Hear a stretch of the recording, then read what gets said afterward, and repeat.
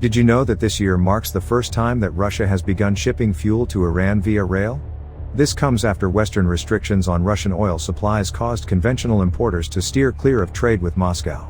Under Western sanctions, Russia and Iran have been fortifying their bilateral relations in an effort to bolster their economies and challenge the penalties, which they view as unjust.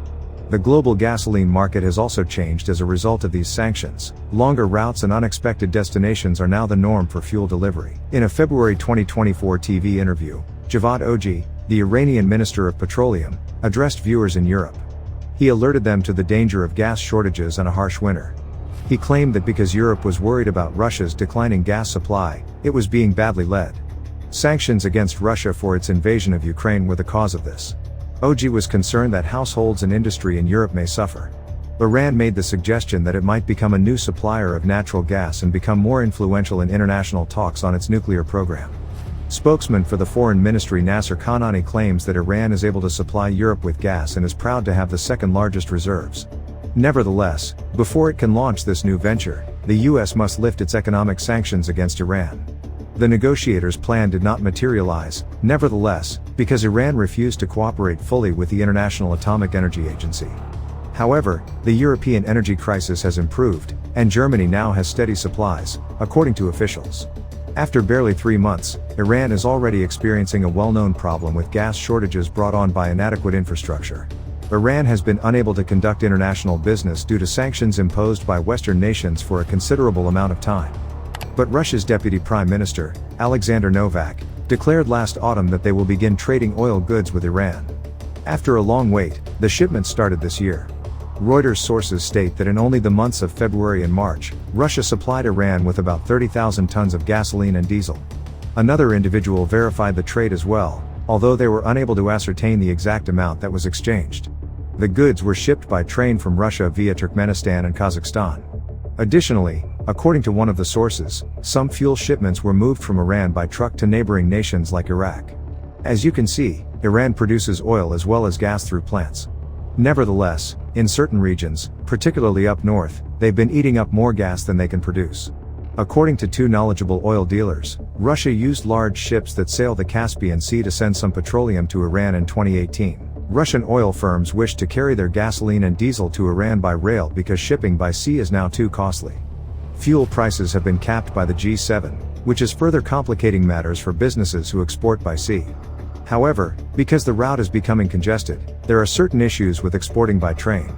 An insider with knowledge of these matters predicted that Iran will receive more fuel this year, albeit logistical problems could arise due to the congestion on the trains. That could keep exports from rising much. Iranians typically utilize between 103 and 104 million gallons of gasoline each day, according to Jalil Salari, the head of the National Iranian Oil Refining and Distribution Company, NIRG. This information was reported on February 22.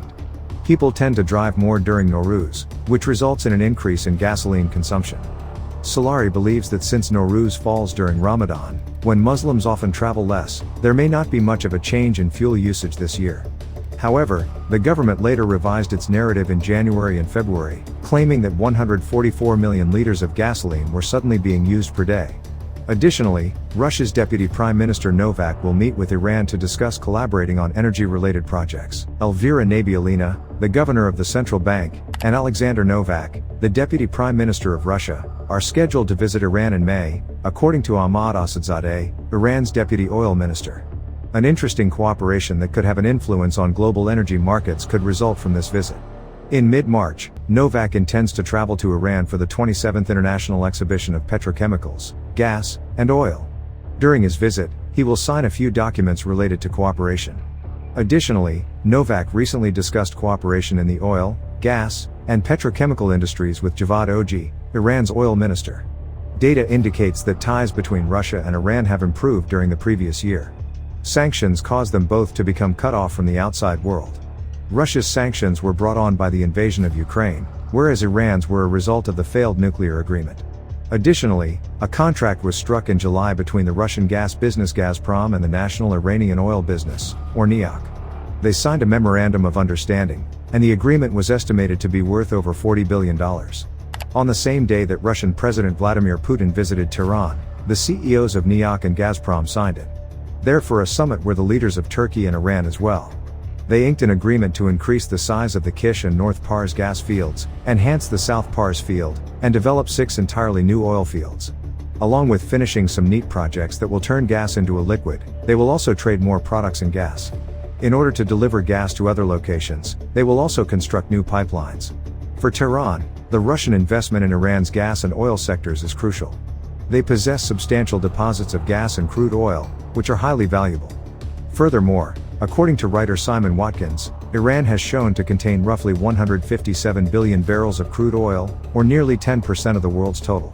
Additionally, they possess proven gas reserves totaling 1,193 trillion cubic feet, second only to Russia and accounting for 17% of the world's total.